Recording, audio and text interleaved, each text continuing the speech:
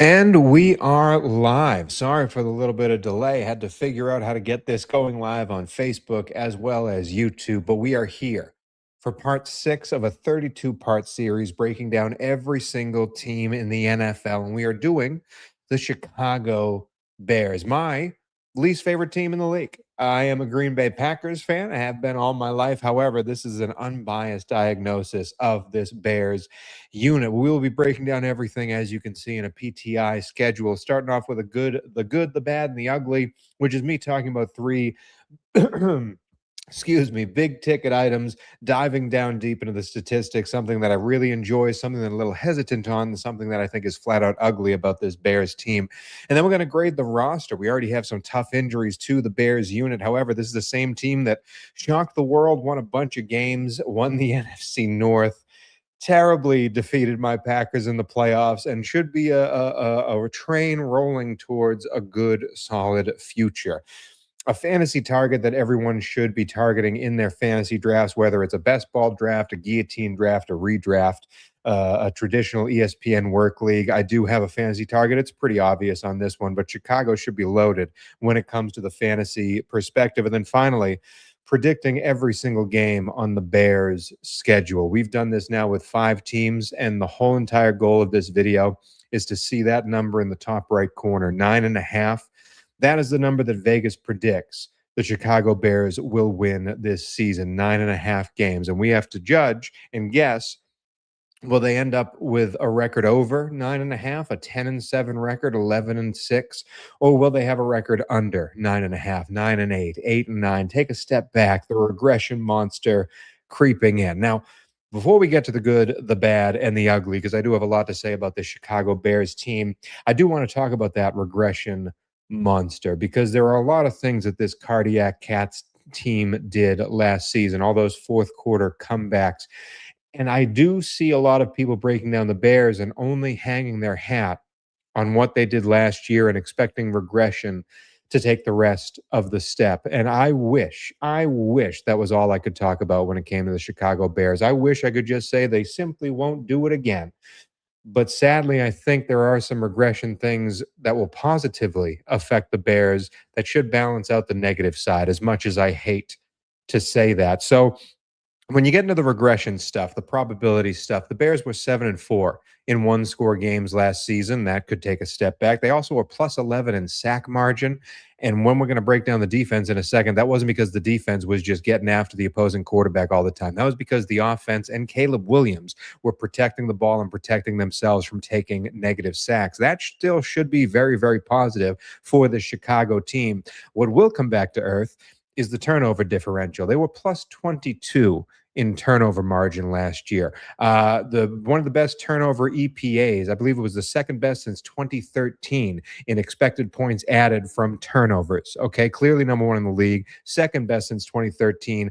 That will never happen again. That should come back to the norm. Do I believe Caleb Williams is going to turn the ball over more? No, but I do believe that defense won't contribute as much to that positive factor. So that could affect some victories for the Chicago Bears team. They also were number one in the league in fumble recoveries over expectation, which is a fancy way of saying when the oblong ball bounces on the ground, it's likely a 50-50 split on who picks it up. Chicago recovered that ball a hell of a lot more than people usually do. So that should come back to the mean.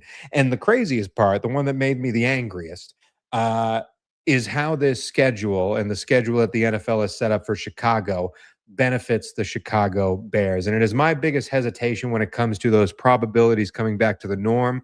That schedule brings it back up to the top, because Chicago Bears, when it comes to, we'll break down the schedule later, when it comes to rest advantage, when you have a bye week in the middle of week 5 and you face your week 6 opponent who played the last Sunday, you have 7 days extra rest than the team that you're facing. That's pretty easy to figure out. The Chicago Bears have 5 games on their schedule where they have more rest than their opponent, but only 2 games where they have less rest. Those 2 games where they have less rest, it's only one day. Chicago plays on a Monday, the other team plays on a Sunday, so it's just one day that they've lost. In totality, the Chicago Bears have plus 14 rest advantage versus the rest of their opponents. 14 days, 2 full bye weeks of rest. that the Chicago Bears have facing everyone else on their schedule. It is one of the highest rest differentials in league history. And that's what the Chicago Bears get to walk into town with. And that, as a Green Bay Packers fan, makes me the angriest. We will be talking about Colston Loveland a lot, Mitch. Thank you for chiming in. This is a live recording. If you do want to leave your comments, if you want to make this more interactive, feel free. I will be responding to them. If you're watching this video late, we're going to be going live pretty much every single evening, breaking down each team in the NFL. We're in the middle of the season right now. Tomorrow we'll be doing both Cleveland and Cincinnati to wrap those up, and then Detroit and Denver on Thursday, right? Because today's a Tuesday. My week has been so busy. We're getting things messed up, but I love talking football, and I'm excited to talk about my least favorite team in the NFL. Sadly, plus 22 turnover differential will come back to earth, but that rest advantage will prop things back up. So really, you cannot hold your hat on just probabilities. Instead, you have to break things down a little bit deeper, which brings me to the good, the bad, and the ugly of the 2026 Chicago Bears. I would love it just to be ugly, but you have to tip your cap to Ben Johnson and what he did last season. You also have to tip your cap to Ryan Poles and how they rebuilt this offensive line, because boy, oh boy, did it work. Ben Johnson, as we knew, came from Detroit. They had one of the best rushing attacks in the entirety of the league. And so when they came over, they said, we need to rebuild this interior of this offensive line and attack from within. Even with running backs that aren't Jahmyr Gibbs, they still were able to, on interior rushes, have the second highest rate of rushes go for 5 yards or more. Overall, they were first in explosive rush rate. They were third in rush efficiency. This team ran all over everybody, and the offensive line was a huge reason why. They were top of the league in pass block win rate and also in rush block win rate. They were mauling people left and right, and that is the Ben Johnson effect. And I do believe that should continue. Whether it is DeAndre Swift or Kyle Monungai, they did not go out and get a running back to add to this roster. It still should be extremely successful in how well they're able to run the football because of how good that O-line is and how good the scheme Ben Johnson runs is. Swift last year, who's not a guy that I'm diving into to draft in my fantasy leagues, was still 6th in the league in 10-plus yard gains or more. However, if you're looking at a dynasty league, you're trying to get DeAndre Swift on your fantasy team, at the end of the year, the last 9 games, he was only carrying the ball at 55% of the time, as they spelled Monungai in there quite a bit. Now, was Ben Johnson trying to save DeAndre Swift for the playoff run that was coming? Potentially. However, they did use Monungai in a lot of those playoff games as well. So whoever the running back is, they find success in this system. I just don't know if I would try to get DeAndre Swift as my RB1 on my fantasy team because of how much they use everybody else. The bad part, and this is not to say Caleb Williams is bad, because he's not. He's got magic in that right hand.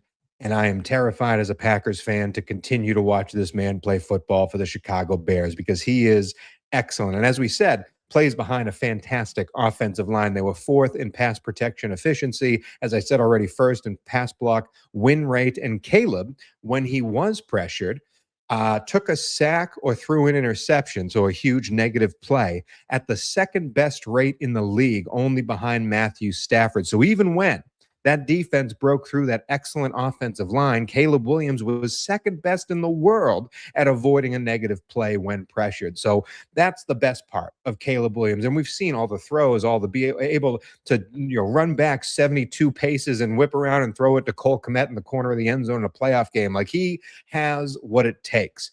However, he has also shown the ability to not exactly be precise on every throw that he makes, so much so that he had the worst incompletion percentage due to inaccuracy last season. He also had the worst off-target percentage with all of his throws in totality. Now, is some of that Caleb trying to make things happen? For sure. However, those bunnies, those easy throws, Caleb is not at the top of the league where he should be with as talented as he is.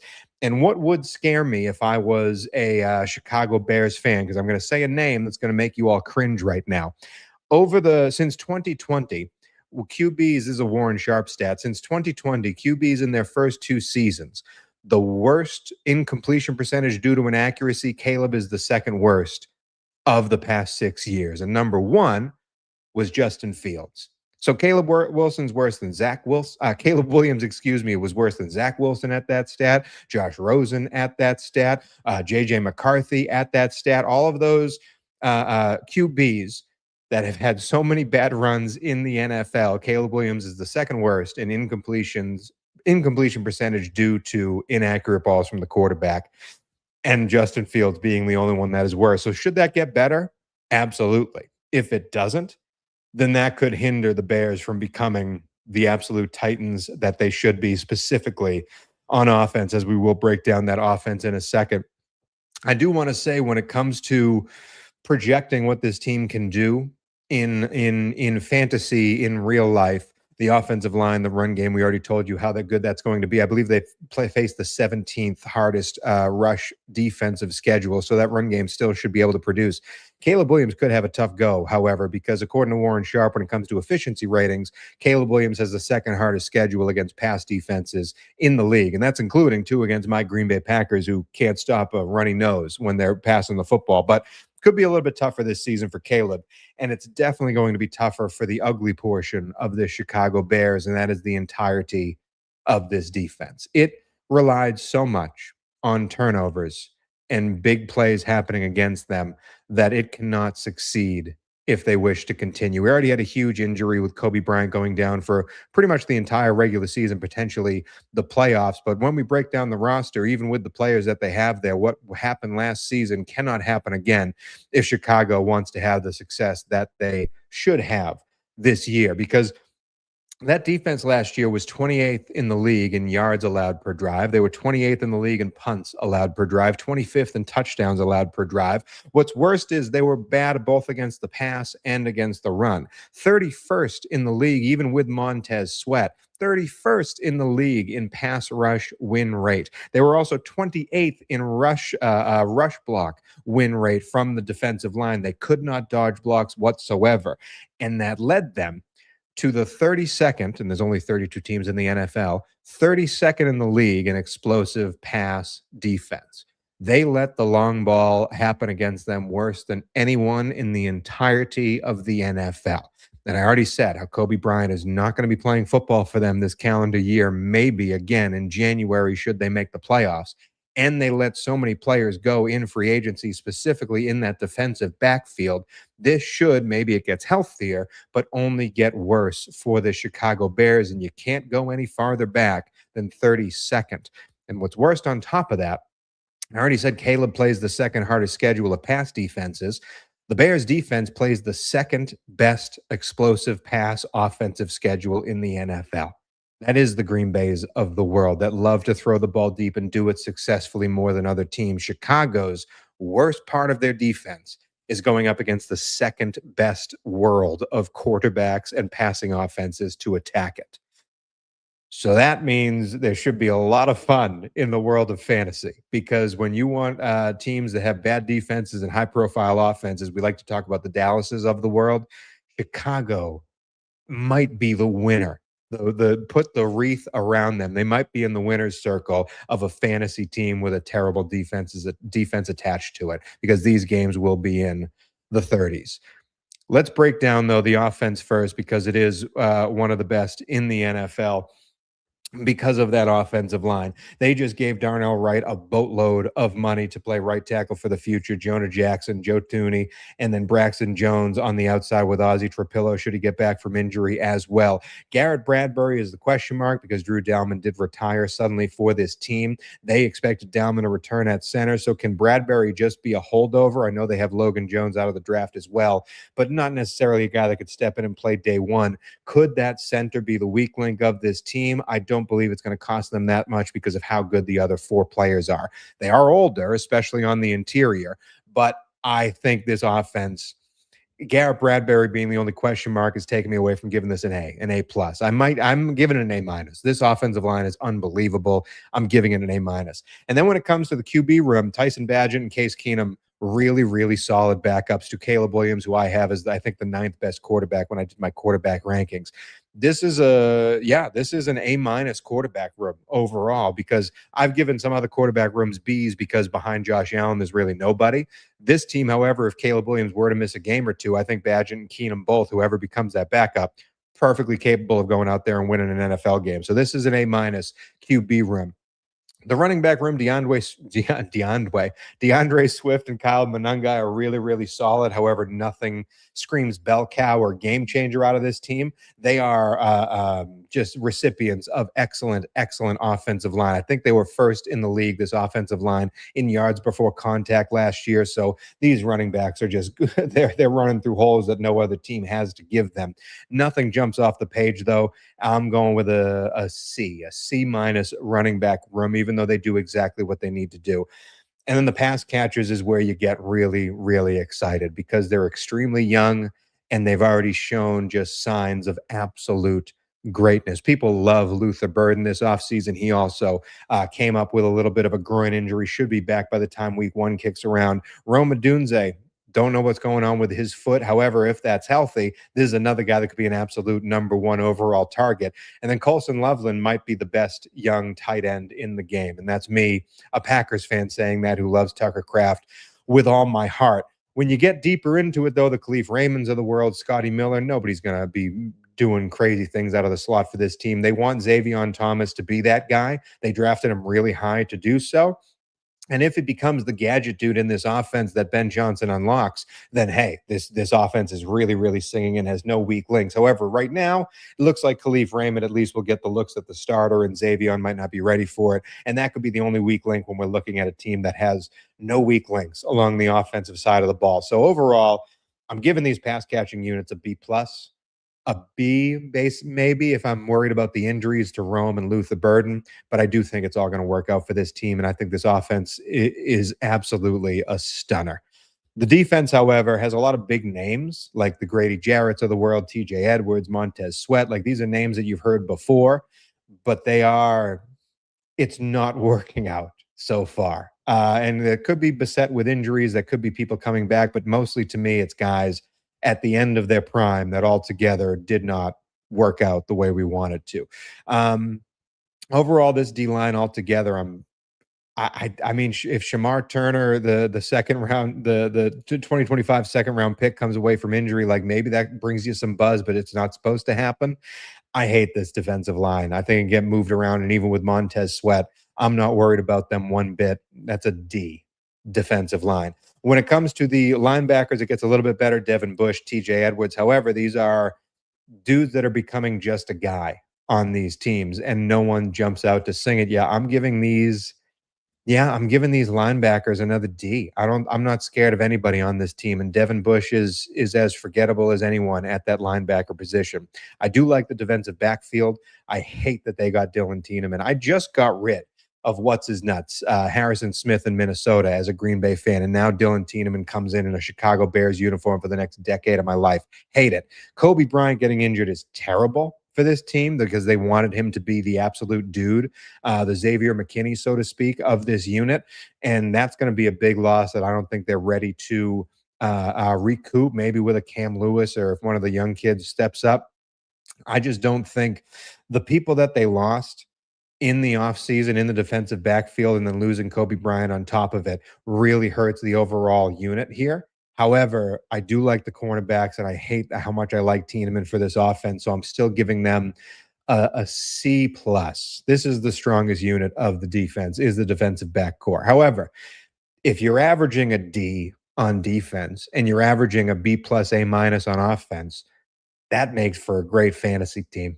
And you can go after Caleb Williams. I definitely have in my best ball drafts. You can go after DeAndre Swift or Kyle Monangai later if you want a running back that can spell your teammates there. You can believe in Rome Odunze or Luther Burden and pay a high price for those guys to be your wide receivers. However, the one fantasy target I'm clicking over and over again is this absolute motherfucker named Colston Loveland. Because not only is he as good as he is, not only did he have the end of the season that you want to see out of a rookie to propel him into a great, great, great year two, but looking at what the offense does statistically, this guy screams, you have to draft him.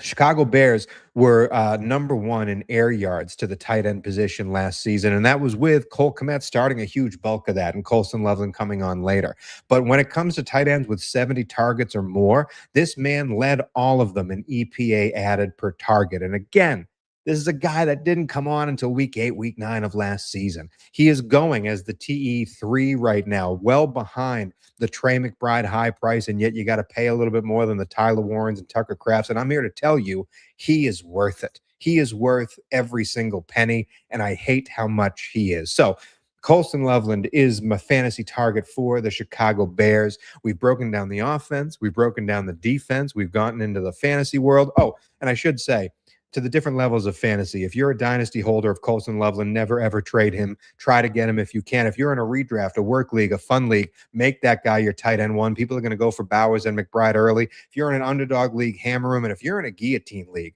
we're going to go through this schedule in a second. Guillotine, of course, is my favorite way to play fantasy. Every week, the lowest scoring team in the league is cut completely and is gone for the season. You want dudes that are going to be able to produce early, and with Luther Burden being injured, with Rome Odunze coming off of a foot injury, and with the schedule we're about to break down, this dude should be the guillotine TE1 potentially. I think he's going to have a huge season. So to all the new viewers here, I do thank you for joining on.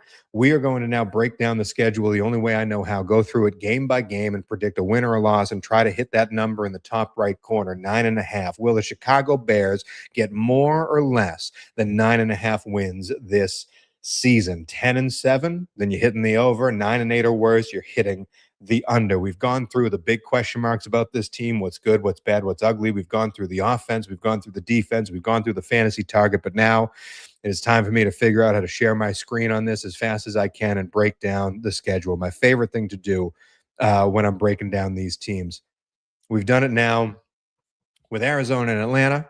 We've done it with Buffalo and Baltimore. We've done it with Carolina. Chicago is our 6th team. And as you can see from this schedule off the top, some of these games are filled in already. That's because from past videos, whenever I make a win or a loss in another schedule, I want to make sure it's also in the schedule that is coming. That way I have equal amounts of wins and losses getting into the final end here. And then you can see with the little key there are some rest disadvantages for Chicago as marked in red, particularly week 15 at Buffalo because they're coming off of a short week road game there. However, there's a hell of a lot more green where Chicago walks into this season, walks into a matchup with a rest advantage against the opponent they are playing. We have a couple of cold games later, but really not a lot for a team that plays their home games in Chicago.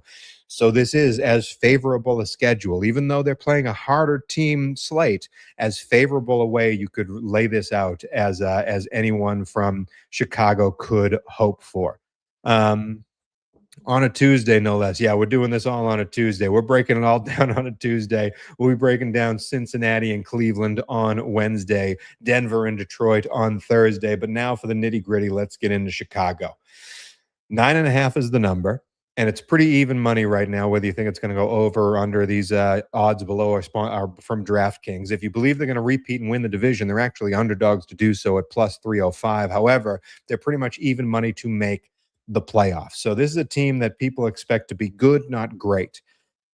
I'm surprised at that because I went through how great this offense still should be, how Caleb should be able to fix his inaccuracies, even though he was the most inaccurate quarterback last season. If he's any bit better, that team's going to be even better on offense. The offensive playmakers, the offensive line, they should be scoring. They might be the highest scoring offense in the league this season.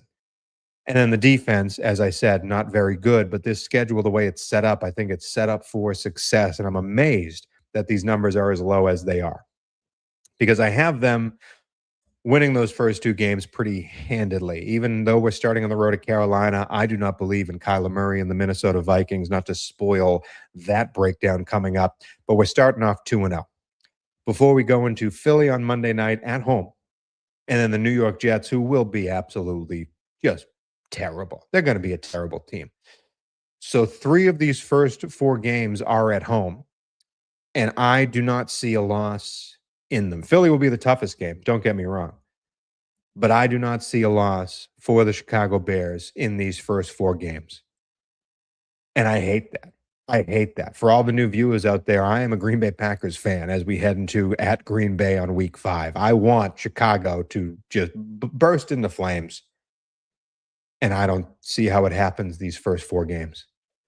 And then we're at Green Bay. We're at Lambeau, where Caleb Williams and this terrible Ben Johnson a-hole of a coach just ripped my heart out over and over again in the most heartbreaking fashion, with just sudden victories and last second chucks into the middle of the air and 4th and 20 whatever is being converted. And this game in week 5, if Chicago is coming off a 4-0 start, this is a big one. This is a real big one. Can Green Bay knock off the monkey on their back? Can Green Bay get their win back? Or is Green Bay finally on the back end of this rivalry where Aaron Rodgers just destroyed the Bears over and over and over again? Is Caleb Williams finally getting that comeuppance on the other side? I'm gonna skip that game for now. I'm gonna save you guys the trouble there and just skip that game for now because we're already cruising. By the way, we have 5 wins in the first 6 weeks. As I said in my Atlanta video, I don't think Atlanta stands a chance in this one, even though it's on the road. So I think Chicago will win that. And then we go to New England on Thursday and then at Seattle on Monday Night Football. This is back-to-back Super Bowl contenders, Super Bowl repeat players here. The AFC champion week 7, New England at home on Thursday night. And then the Super Bowl champion, you're heading to Seattle, a great place to play football on Monday with a rest advantage. I don't think New England's as good as people think this year. I'm really struggle to believe they can repeat what they did last season, just like people expect Chicago to not be able to repeat what they did last season. And then at Seattle, who I think is going to be extremely good, especially defensively. That 3 days extra rest at this spot of the schedule could really, really help them. Yeah, I'm going with a loss to New England and an upset win at Seattle because of the rest advantage. Either way, I think they split those 2 games. So I could flip that and give New England the win and Seattle the loss, but I think that's the way it's going to go. And then Tampa Bay, Sunday Night Football. You just had a huge game, huge win at Seattle, coming home, short week road game. Well, I guess Tampa Bay is a home game, but short week on the road from Monday, having to come home and play this game. I think this is a surprise right here. I don't think Tampa Bay is that good, but I think this is a surprise. And that's we got 6 wins, potentially 7 wins heading into the bye week here.